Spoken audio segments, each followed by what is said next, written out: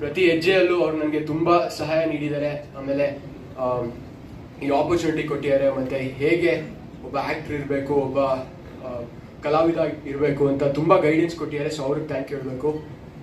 ಆಮೇಲೆ ಲಾಲ್ ಸರ್ ಜೊತೆ ಒಂದು ಚಿಕ್ಕ ಘಟನೆ ಹೇಳ್ತೀನಿ.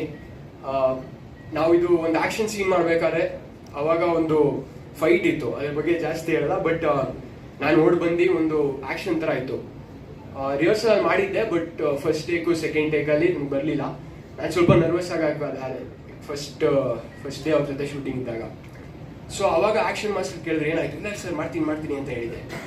ಬಟ್ ಲಾಲ್ ಸರ್ ಬಂದು ಇಲ್ಲ ಹೇಳು, ಧೈರ್ಯ ತುಂಬಿ ಅವ್ರಿಗೆ ಕೇಳಿದ್ರೆ ಏನಾಯ್ತು ಅಂತ. ಸೊ ನಾನು ಹೇಳಿದೆ, ಸರ್ ನನ್ನ ಲೆಫ್ಟ್ ಲೆಗ್ ಸ್ವಲ್ಪ ವೀಕ್ ಇದೆ, ರೈಟ್ ಲೆಗಲ್ಲಿ ಜಂಪ್ ಜಾಸ್ತಿ ಸಿಗುತ್ತೆ ಅಂತ.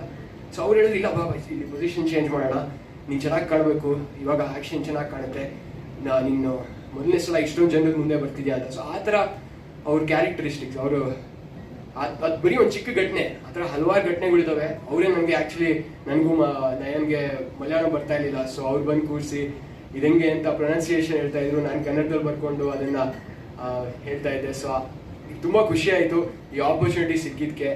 ಎರಡನೇ ಸಿನಿಮಾಗೆ ಒಂದು ಪ್ಯಾನ್ ಇಂಡಿಯಾ ಲೆವೆಲ್ ಮಾಡೋದಕ್ಕೆ ಅವಕಾಶ ಎಲ್ಲರಿಗೂ ಸಿಗಲ್ಲ ಅಂತ ನನಗೆ ಗೊತ್ತಿದೆ. ಆದರೆ ನಾನು 25ನೇ ತಾರೀಕು ನೀವೆಲ್ಲ ಬರ್ತೀರಾ, ಈ ಸಿನಿಮಾ ನೋಡ್ತೀರಾ ಅಂತ ನಾನು ಅಂದ್ಕೊಂಡಿದ್ದೀನಿ, ಕೇಳ್ಕೊತಾ ಇದ್ದೀನಿ. ದಯವಿಟ್ಟು ಬಂದು ನೋಡಿ, ಪ್ರೋತ್ಸಾಹಿಸಿ, ಬೆಂಬಲ ನೀಡಿ ಅಂತ ಕೇಳ್ಕೊತೀನಿ.